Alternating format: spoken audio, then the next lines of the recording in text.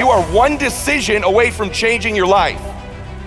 And you have to accept that. You're one new meeting, one new relationship, one new contact, one new action, one new decision away from shifting your life from where it is right now to a totally different place. So what's the decision? You already know. I could go backstage now. There's something you've been hesitating on.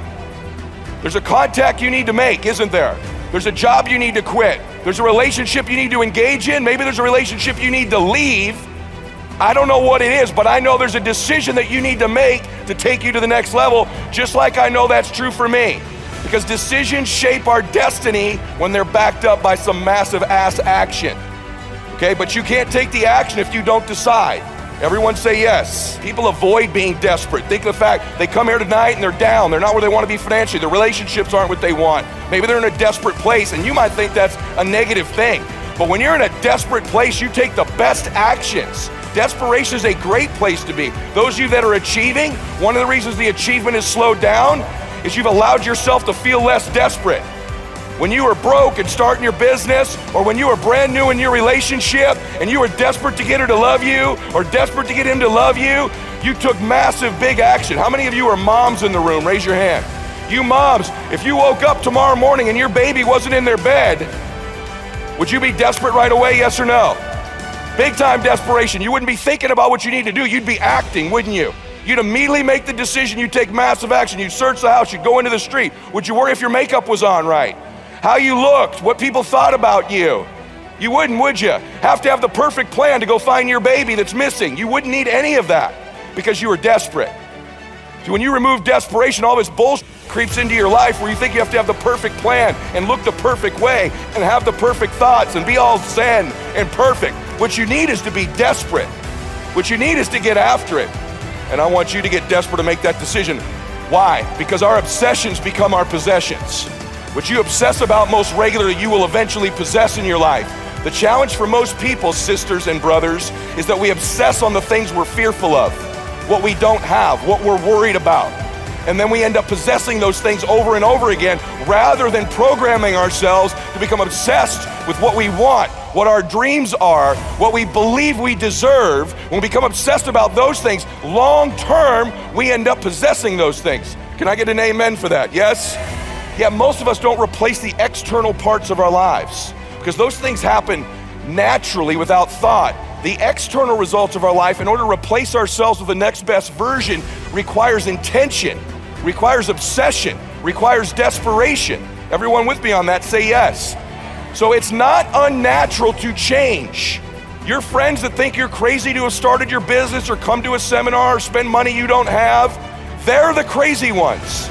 It's unnatural to be the same person you are right now next year. For all of you in here, the 35-year-old you should be gone next year forever, and there should be a brand new, better 36-year-old.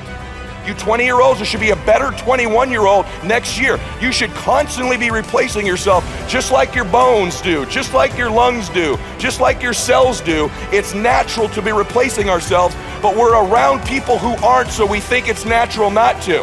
I think you got to find a business you're going to start. And here's what I did. I played a game with myself, and that game was this. If I hit my certain goals in a given month, I think you should go touch your dreams. I think you should live in your dreams. I think the more familiar you become with your dream or whatever it is you want, the more you can touch it, feel it, and be around it, the more likely you become comfortable in it, the more likely you'll acquire it. And so one of the big things that I did was I would set these goals up, whether it be an income goal or a production goal. This is when I was part-time as an entrepreneur. And I'd say, if we hit X, we're going to go away for one night. And that one night would be to a nice place. It might be like the Ritz-Carlton Laguna Beach, right, where I would go, or the La Quinta Resort in Palm Desert, and I'd do one night in my dream. I'd spend the $300 or $400. My wife would get a nice massage, get a taste of it. And I'd go play golf. And guess who you run into those golf courses? You run into some rich dudes, and I'd run into those guys on the golf course, and I would get to know them for that weekend, that time. So it wasn't golf. You're touching possibility. You're living in your dream. The more you can touch it. If your dream is to feed 1 million people, spend one day a month actually in those charities feeding people. The more you get comfortable in your dream. So you don't wait until you're set to do it. You get little. You never do. You know this. Every little thing you've acquired, even getting Elena. You talked about how you chased her for 13 months. You got around her a little bit in the meantime, because the more comfortable she could get with hearing your voice messages are from you, the more likely she's going to get in your dream. Because you belong in your dream, but you have to touch it regularly before you get it. A couple ironic things about closing and selling that you may not have ever been told before, but I'm going to tell you. People don't have to believe what you're saying. Is that crazy? People do not have to believe what you're saying. In fact, too many of you spend too much time trying to get people to believe what you're saying. And you come across like a beggar because of it. You seem desperate. Who's ever trained you to get people to believe what you're saying doesn't get influence. There's a subtle difference that the great ones know. And you've probably never been told this before, but I know it. And persuasion is not about getting people to believe what you're saying. You ready?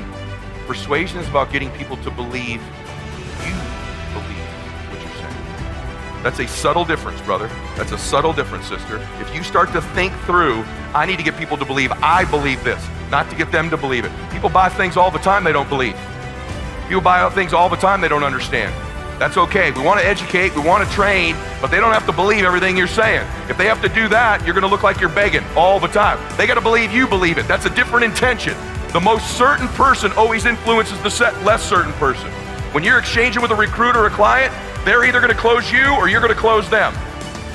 And that's certainty. Certainty is influence. And you can't transfer to me something that you're not experiencing for real.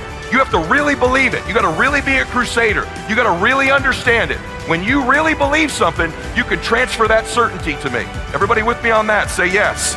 This is a huge deal.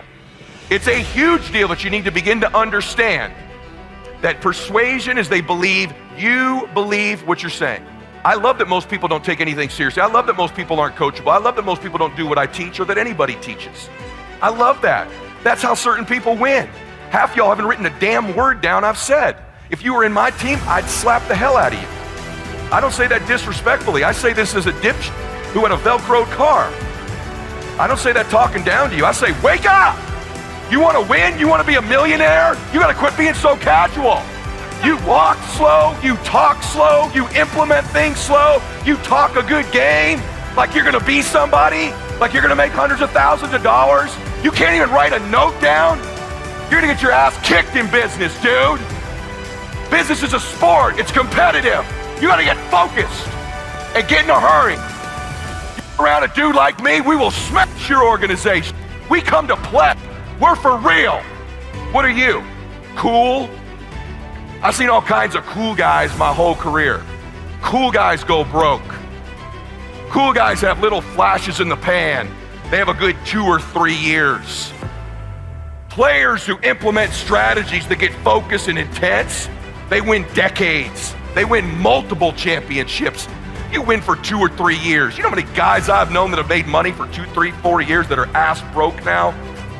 You gotta win year after year after year to be a player in business.